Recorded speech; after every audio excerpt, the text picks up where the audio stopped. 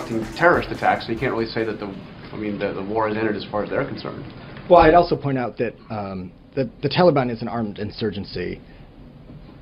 ISIL is a terrorist group, so we don't make concessions to terrorist groups. We feel the Taliban is a terrorist group?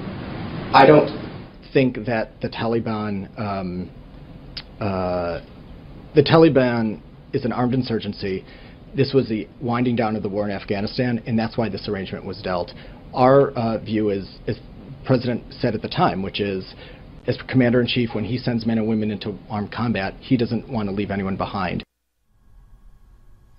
All right, ladies and gentlemen, that convoluted, ridiculous answer by Mr. Eric Schultz, the Deputy White House Press Secretary, is raging on today with controversy. And Daniel Halper joins us, online editor of the Weekly Standard, author of Clinton, Inc., The Audacious Rebuilding of a Political Machine. And Daniel, we have breaking news. CNN is reporting right now, and get this, that one of the Taliban 5, so-called, who was released as an exchange for Bo Bergdahl, has now most likely returned to, they're calling it militant activity, but you and I could call it terror. So the non-terrorist group Taliban now has one of their terrorists back, thanks to Barack Obama. And of course, he's not a terrorist because the Taliban's not a terrorist group. Right.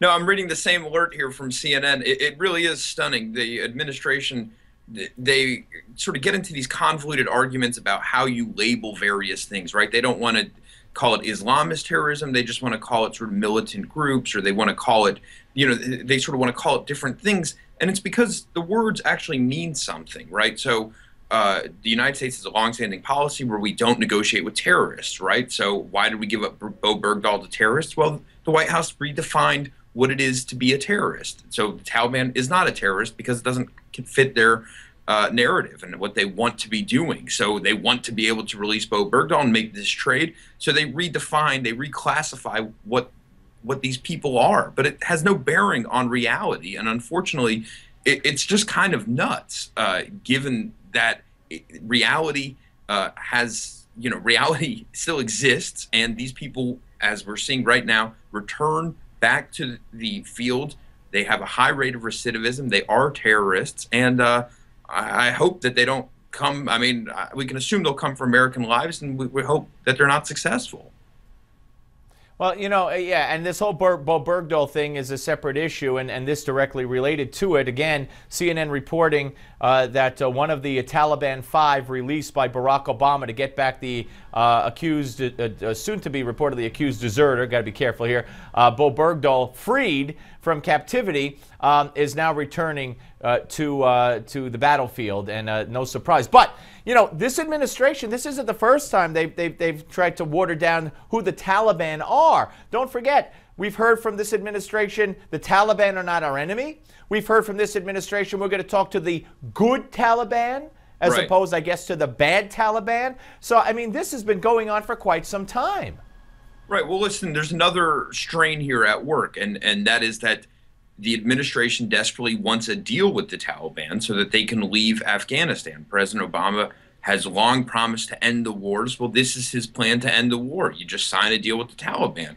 It sort of ignores perhaps the reason we went to war. It ignores the reality that these are not necessarily friends and allies of America, to say the least. But instead, they conform the world to fit their dogmatic views rather than trying to look at the world as it is and trying to plan accordingly.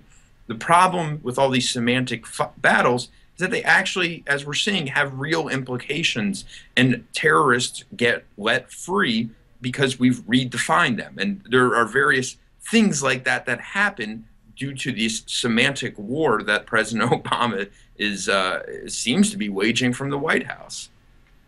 I just never thought I'd see the day when this country has a president that makes us fight alongside terrorists, fight alongside groups, offshoots of Al Qaeda, fight alongside, releasing terrorists, just distributing them from Guantanamo Bay, not taking terrorists, in other words, out of the lexicon. I mean, it's almost. I mean, I don't even know. It's a bad dream to me. Is what it is. I mean, I don't know what else to call it.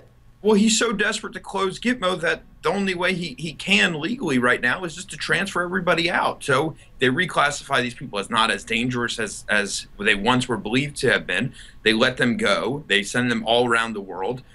Nobody's keeping a close eye on these people. And so instead of actually trying these people or convicting these people, or at the very least, since we are still in this long war, to holding these people, they've taken matters into their own hands, and I'm afraid that the effects will have already been disastrous, and I'm afraid that worse is yet to come.